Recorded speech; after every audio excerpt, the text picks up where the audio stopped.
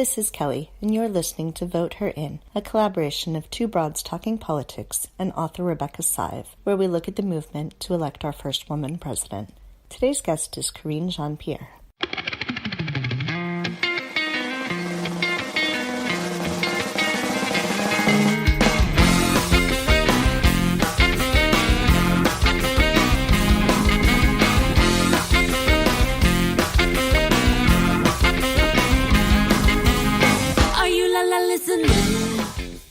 Hey everyone, this is Kelly, and you are listening to Vote Her In, which is a collaboration of two broads talking politics and author Rebecca Sive. And this is a podcast where we look at the movement to elect our first woman president and issues related to that. So I am here, as usual, with Rebecca, and Rebecca will introduce our guest today. So hi, Kelly. It's great to be here. And it's great to be here with today's guest. I have to say, I probably say this every time. It's just a rave to have this experience with all these fabulous women we've been talking to. And today's guest is Karine Jean-Pierre, who is a wonderful woman who right now is an executive at MoveOn and really fighting the good fight for justice every day in all kinds of contexts. And she's on a special book tour about her book Moving Forward, which we'll get into later. But we thought that since our focus is really on the presidency and how we can get a woman elected next year, that we would start off with asking Karine to share with us her perspective. She worked in the White House for President Obama, and what it's like to work for a good president, right? And how great it'll be when we can do that again. That was a long, long time ago. Well, first of all, thank you, Kelly. Thank you, Rebecca, for having me on this wonderful podcast, an important podcast. I think we need to be having these conversations, and women should be first. I think we should be thinking about women all the time, especially in the space. We just have a really powerful political voice, and it should be known. So, going back feels like forever ago. Look, working for President Barack Obama, for many reasons for me, because I'm an immigrant and because being a black woman and at the time being young, it just meant so much. I worked on his presidential campaign in 2008 and also in 2012, and it was an honor. It was a privilege. When you walked through the gates to go into either EEOB, the Executive Eisenhower Office Building, or the West Wing, you understood the pride and the dignity of the office, that you were working on behalf, not just the president, but the people. And it came from the top down. And you were doing serious business. Obama was methodical. He was easily the smartest person in the room, and which we don't see that right now. And he was well learned. He understood history. He understood the Constitution, being a constitutional law professor, and he really respected the office that he held. And that is missing right now. And he was a president for everyone, not a small part of the population, small shrinking part of the population. And so that is what's missing. I think sometimes we take these things for granted. And we forget something that's also very important is that we are a young democracy. And, and when you think about it in that broad stroke, like what's going on right now is very dangerous and scary. And it is on us, on women, to really help save this country. And I say that in a very serious way. We got to get out there. I want to follow up on that, actually. You had a piece in Vogue. It came out, as we're talking, it's yesterday. By the time you hear this, it'll be a little bit longer. But you talk about being an immigrant and the importance of being an immigrant and the way that immigrants are being treated. But you actually talk a lot, too, about hope and why your family's story and what's happening now actually gives you a lot of hope. And I think that is something that, as I was reading it, I was like, I need this. Thank you. So I wonder if you could talk some about that, about how we can still feel hope right now. Yeah. People ask me all the time, Karine, are you hopeful? Are you seriously hopeful? And I'm like, first of all, we have to be hopeful. Secondly, there have been things, if you look at the last 3 years, that has given me hope and encouragement. And in that piece, that Vogue piece, I talk about the Women's March. being a great indicator of what this country is all about or can be about now, right? When we talk about the direction of where we're going. And I just think about 24 hours prior to the Women's March, literally 24 hours, you had the President of the United States, the occupant of 1600 Pennsylvania, talking about American carnage. And that was so depressing, so awful. And I didn't even know what to do when I heard that. And then fast forward to 24 hours later, you see the pink hats and you see women taking over Washington, D.C. and you feel hopeful and you think, this is what's going to help save us. And then the following weekend, it was the Muslim ban and that was awful. And people came out organically. And they went to the airports. Lawyers offered their services. And you continue the Kavanaugh hearings. Even though Kavanaugh was still placed in the Supreme Court, I remember protesting in front of the SCOTUS building, Supreme Court building, and standing there with women. And they were telling their stories and they were being brave and courageous, and we were in the fight together. And so there's been numerous amount of times, and in the article I lean in on the Families Belong Together march that MoveOn and others held, and that really devastated me because being an immigrant and thinking, wow, if I had come here when I was 5, and I did, and we landed at JFK, John F. Kennedy Airport, and somebody said to me, we're going to separate you from your parents. And I thought that wasn't okay. And so I leaned in and offered my voice and my platform and went down to the border and we did a bunch of things there. And it was just an important moment. And we also did a Families Belong Together march and hundreds of thousands of people showed up across the country. And so those things make me hopeful. And also just the political electoral kind of climate that we've seen since 2017, winning Virginia in 2017, which is an indicator of what we saw in 2019 in Virginia being completely blue now, in Alabama winning that Senate race, with Doug Jones, which had no business winning that. Kentucky just a few weeks ago, Louisiana just a few weeks ago, taking back the House, the amount of women that have jumped into the political arena and making history in 2018. I think you have to be hopeful. So one of the things about being hopeful, and for our listeners, you should know that we're doing the podcast today after Karine and I did a book talk about her book, Moving Forward, which is just delightful, and I commend it to your attention. But one of the things we talked about earlier, and I want to ask her about, and so you all can hear this too, is that amidst this hope that I think we all feel sometimes we need to be reminded of, you share in the book some stories about a fairly hard-scrabbled childhood, having a tough time as a teenager, having, it hasn't been all straight uphill to the Oval Office. And I wonder if you could share with us how you've maintained a sense of, I have the ability, I have the power, I have the strength, I have the discipline to overcome what I need to overcome to remain hopeful and to accomplish. Yeah, so a lot of that resilience that we're talking about comes from my parents. Like I mentioned, immigrants, came from Haiti, and watching them throughout my life,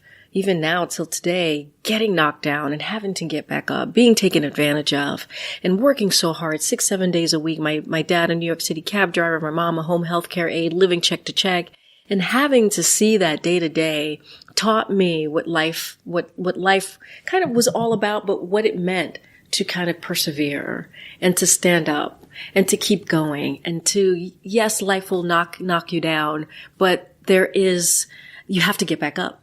And for them, it was, we have to feed our children. We have to make sure we have a place to live. We have to just keep going, keep going, keep going. And I learned that just from them. It was a lesson, a very important lesson that I learned at a very young age and from my parents. Mm-hmm.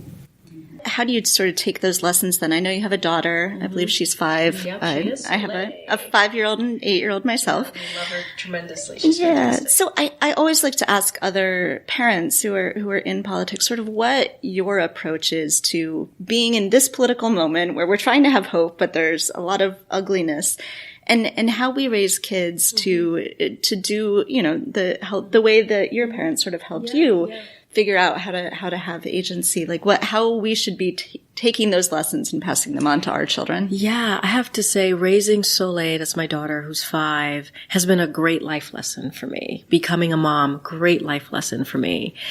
Because while my parents instilled this kind of resilience and very hopeful, positive outlook on life and being a fighter, I was a very shy kid. I was incredibly shy.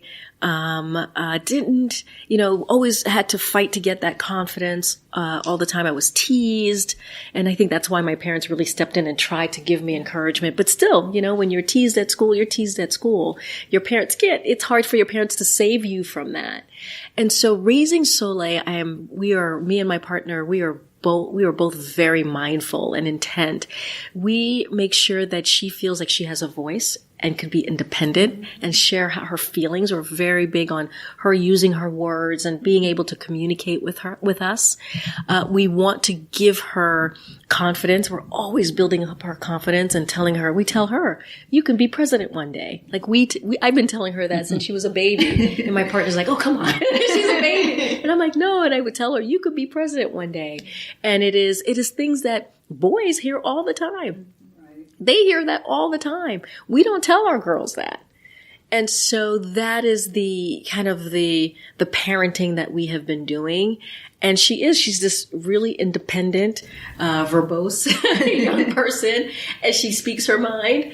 And of course with boundaries because, we're still her parents. But I couldn't be prouder of the work that we're both doing and that we're putting in. And it's also kind of nurturing her personality because each kid has their own personality and you have to kind of figure out and they have to figure it out.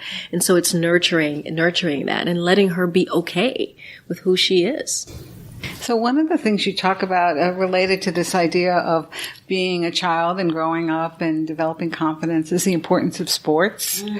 And I kind of resonated with that when I read it in the book because when I was a kid, I don't think I've ever told Kelly this one, but I was a competitive swimmer. Oh, wow. And it was such an important experience for me about discipline and accomplishment and all of that. And I know that you had a similar experience and continue to be a runner. And so I was wondering if you could share with our listeners about, what is it that sports does for girls and why it's so important? I tell you, it saved me in high school. Like I said, I was a very shy kid and I ran track and field and cross country. And I did that throughout my 4 years of high school. It created a community for me of friends.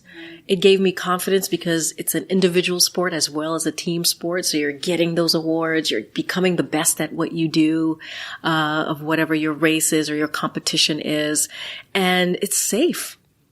It's a safe space. Mm-hmm. Some kids don't have anywhere to go after school because their parents are working or they're stuck inside the house or they have to be at a particular place so that their parents know where they are. And that's what it gave me. It gave me safety. It gave me friends. It gave me confidence.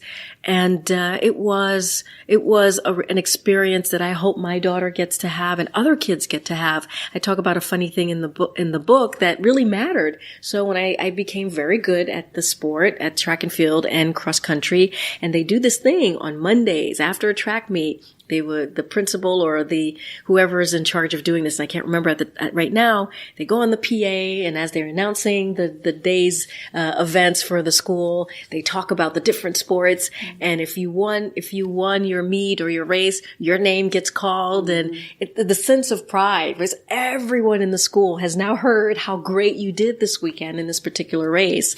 And so, that's another thing, it kind of also made me popular, which I had never ever been.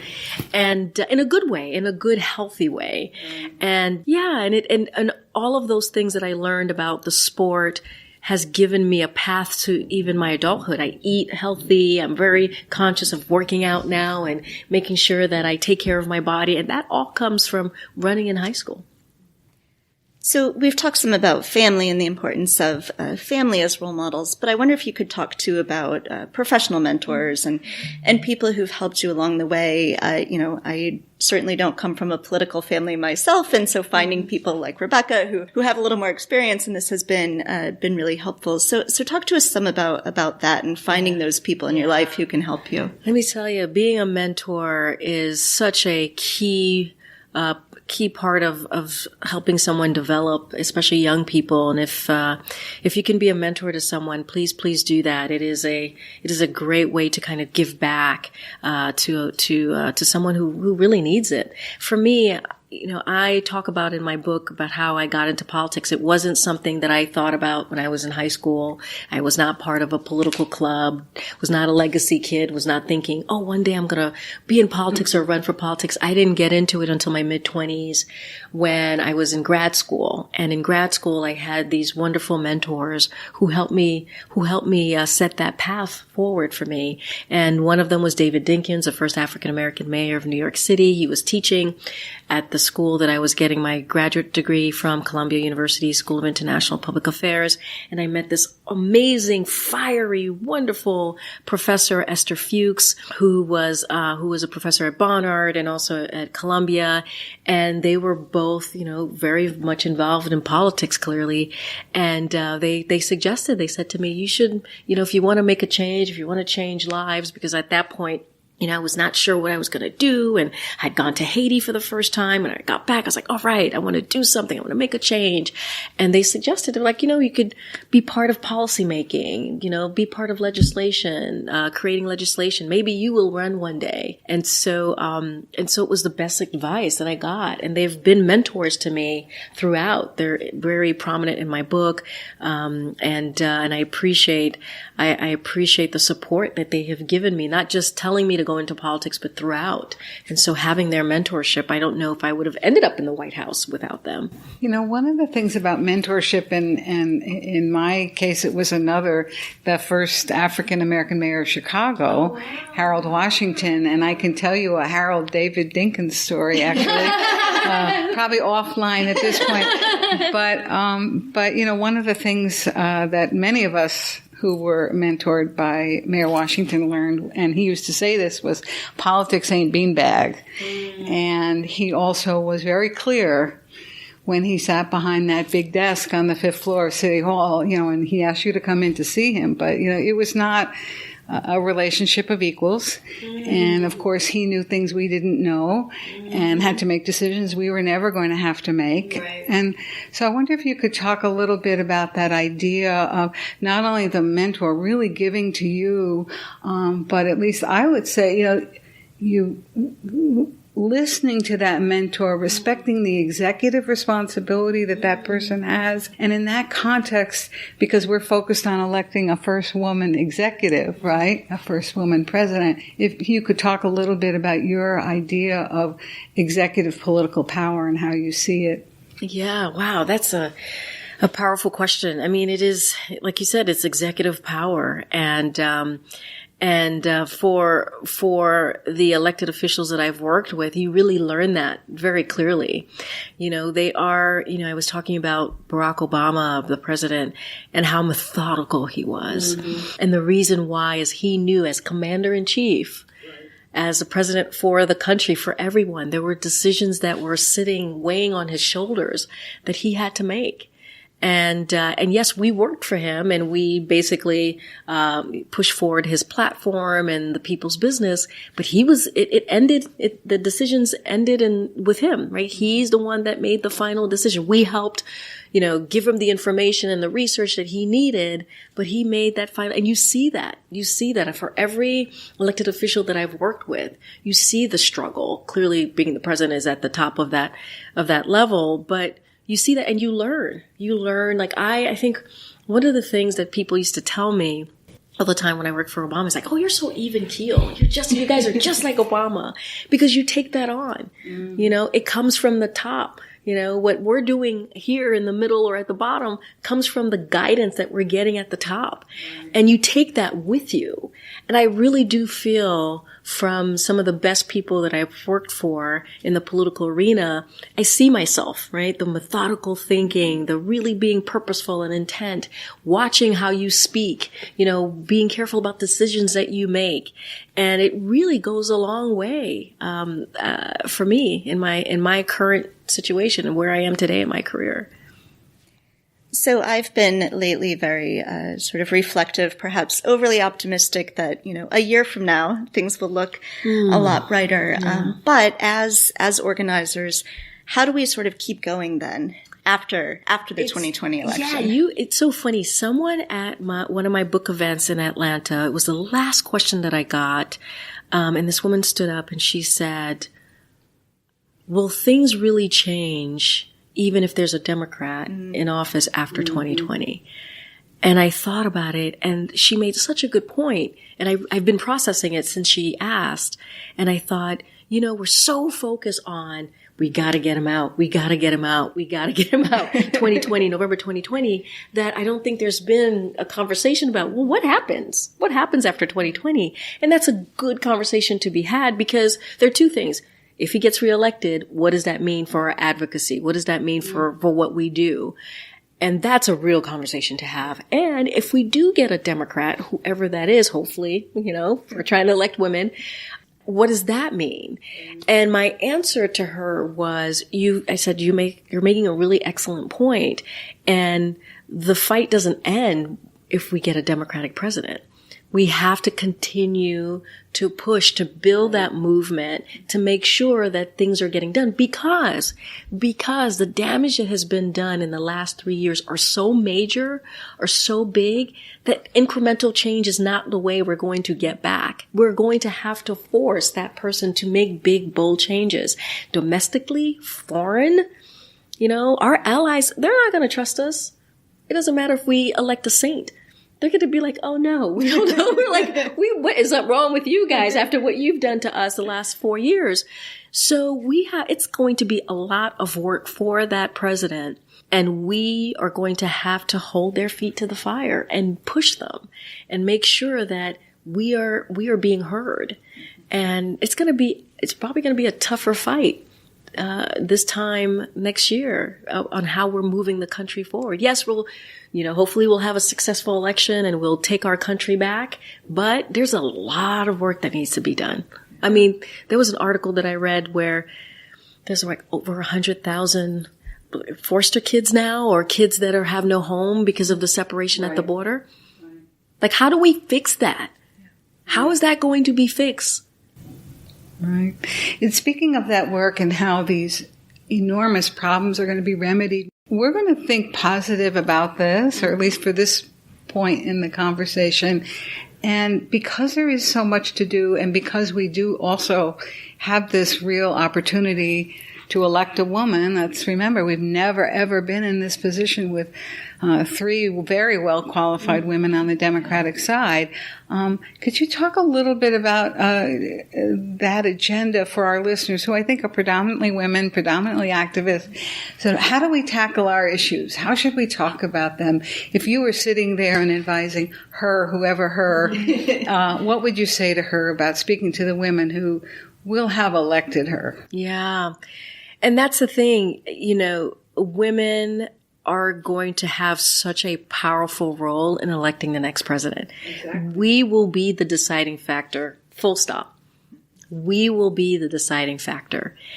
And whichever one of the hers who are in the in the primary right now, they have to really make that connection. They have to connect and make that loud and clear, the importance of having women, their voices in this particular fight, and what they're going to do and what that means to elevate all of us. And it's the hard part that's happening, and I see this all the time, is that because Donald Trump is kind of in the room, and because he is the thing that everybody is scared of, people are just thinking, I don't want to make history right now. I just want to get rid of this guy. And it's almost as if that's the focus. So what these women have to do is to say, no. We're not going to play the same playbook. Right. We don't need a guy to beat Donald Trump, because that's the thinking. Yeah. And that a woman could do it. And I have to tell you, all those women that are the 3 women that are in this race that's kind of looming above this conversation, they can beat Donald Trump. And that's the thing that makes me so annoyed is this electability conversation, which is totally BS. The likability, totally BS. It's just a way to say, oh, women can't win, which is not true. I mean, we see head-to-head polling, and I don't like to lean on those too much, on polling in general, but women beat Donald Trump. That's right. Well, any one of the three of them. Any one of those three of them can beat Donald Trump. Yeah. The question is, well, then whoever's the nominee, can they build a movement? It is going to take a movement to win in 2020. They have to be able to create a movement, and that's bringing out everyone, that coalition, to win. So you got to motivate. You got to inspire. You got to live in your truth. You got to be authentic, your real authentic self. That's what resonates with us. Right. It's when people feel, yes, she can, right? Right. That's how we have to feel as we move into this year. Well, Kelly and I want to thank you for joining us. It's been big fun and very inspirational. How do people get the book? Oh, you can get the book anywhere. Go to your independent bookstore, support your independent bookstore, but you can get it online. You can go to my website, www.KarineJean-PIERRE.com. I'm sorry for the long website. Some people want to get it at Amazon if you want, or support your bookstore, your local bookstore, independent bookstore. But it's out there. I'm on my tour. Come see me. Come hang out with me. I love to take pictures, and apparently I write too much in the books to people. I get told that. All right. Excellent. Thank you so much. Thank you so much, Thanks, ladies. Karine. Appreciate it. The Vote Her In segment is a collaboration of Two Broads Talking Politics and author Rebecca Sive. Our theme song is called Are You Listening, off of the album Elephant Shaped Trees by the band Immunuri, and we're using it with permission of the band. Our logo and other original artwork is by Matthew Weflin and was created for use by this podcast. You can contact us at twobroadstalkingpolitics@gmail.com or on Twitter or Facebook at Two Broads Talk. You can find all of our episodes at twobroadstalkingpolitics.com or anywhere podcasts are found.